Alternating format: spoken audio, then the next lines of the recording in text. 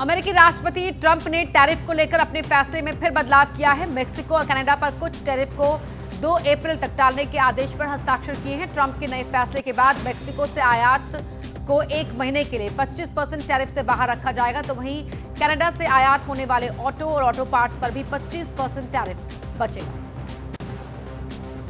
अमेरिकी राष्ट्रपति ट्रंप आज व्हाइट हाउस में पहली क्रिप्टो शिखर सम्मेलन की मेजबानी करेंगे। इस शिखर सम्मेलन में क्रिप्टो इंडस्ट्री के प्रमुख संचालक और बड़े इन्वेस्टर्स भी शामिल होंगे। राष्ट्रपति का पदभार ग्रहण करने के तुरंत बाद ही ट्रंप ने प्रमुख एजेंसियों का एक कार्य समूह बनाने के लिए आदेश जारी कर दिया था। अमेरिकी राष्ट्रपति ट्रंप ने अपने कार्यालय में पहले कुछ हफ्तों की उथल-पुथल के बाद आने वाले वक्त के लिए अपनी योजनाओं को अमेरिकी संसद कांग्रेस के सामने रखा। कांग्रेस के संयुक्त सत्र में ट्रंप ने अमेरिका इज बैक का नारा लगाया। ट्रंप ने कहा कि वो संघीय सरकार के आकार को कम करने और दुनिया में अमेरिका के स्थान को फिर से बनाने के लिए काम कर रहे हैं। यूक्रेन के राष्ट्रपति ज़ेलेंस्की ने सीज़फायर को लेकर बड़ा बयान दिया है। उन्होंने कहा है कि यूक्रेन शांति के लिए तैयार है और सऊदी अरब में अमेरिकी प्रशासन के साथ जल्द बातचीत होगी। अगले सोमवार को सऊदी अरब के क्राउन प्रिंस से ज़ेलेंस्की मुलाकात करेंगे। ज़ेलेंस्की ने कहा है कि पहली प्राथमिकता मिसाइल, ड्रोन और बम हमलों को रोकने की है। रूस के विदेश मंत्रालय ने फ्रांस और ब्रिटेन के शांति प्रस्ताव को खारिज कर दिया है। इसे यूक्रेन के यूरोपीय सहयोगियों ने युद्धग्रस्त यूक्रेनी सेना को विराम देने का हिस्सा बताया था। रूस के विदेश मंत्रालय ने कहा कि अमेरिकी प्रशासन की वार्ता प्रक्रिया के लिए रूसी वार्ताकारों की टीम बनाने की तैयारी जारी है।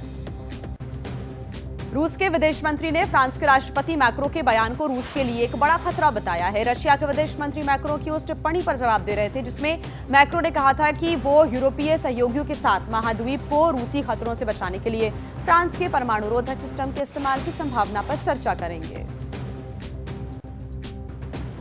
यूक्रेन के राष्ट्रपति ज़ेलेंस्की ने यूरोपीय आयोग और यूरोपीय परिषद के अध्यक्षों के साथ बैठक की। यूक्रेन के लिए अमेरिकी सैन्य मदद रुकने के बाद ये बैठक अहम मानी जा रही है।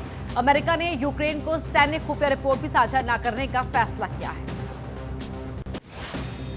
यूक्रेन ने अपनी एक ब्रिगेड की टीम के रशिया पर हमले का वीडियो जारी किया, जिसमें 4 सदस्यों की टीम ने 21 फरवरी को खार्किव में रूसी सैन्य ठिकानों पर रॉकेट से अटैक किया था। ये टारगेट रूसी यूक्रेनी सीमा से महज 5 किलोमीटर दूर है। टीम ने 20 मिनट में 12 रॉकेट फायर करने में कामयाबी हासिल की थी। रूस की सेना ने कल यूक्रेन के राष्ट्रपति ज़ेलेंस्की के गृहनगर में एक होटल को निशाना बनाया। होटल पर हुए मिसाइल हमले में 4 लोगों की मौत हो गई। यूक्रेनी वायुसेना ने कहा था कि रूस ने यूक्रेन पर रात भर में 112 ड्रोन और 2 बैलिस्टिक मिसाइलें दागी। यूक्रेन के दोनियस्क के इलाके में रूसी गोलाबारी के बाद एक गोदाम में आग लग गई। गोलाबारी में कम से कम 2 लोग घायल हो गए हैं। स्थानीय अधिकारियों ने बताया है कि रशिया ने शहर में औद्योगिक क्षेत्रों और रिहायशी ठिकानों पर गोलाबारी की और हवाई बमों से एक गोदाम को नष्ट कर दिया, जिसमें भीषण आग लग गई।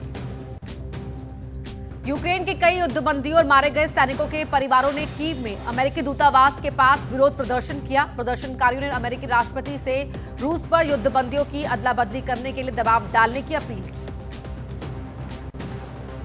ब्रिटेन के पीएम कीर स्टारमर ने उन दावों को खारिज कर दिया है जिनमें कहा गया था कि यूक्रेन को लेकर यूरोप और अमेरिका में सहमति नहीं है और ब्रिटेन को किसी एक का ही पक्ष लेना चाहिए। ब्रिटिश पीएम ने कहा कि यूक्रेन को लेकर फ्रांस और ब्रिटेन का प्रस्ताव सबसे कारगर है।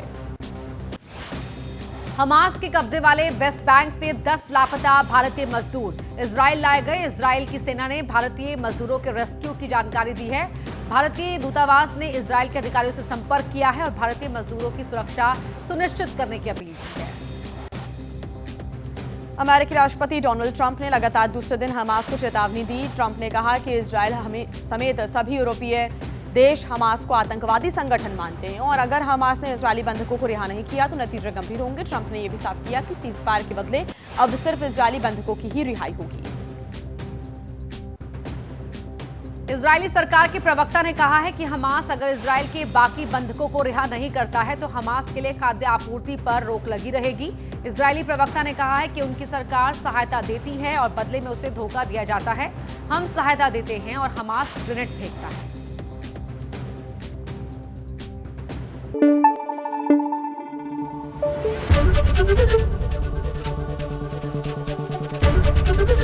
एबीपी न्यूज आपको रखे आगे।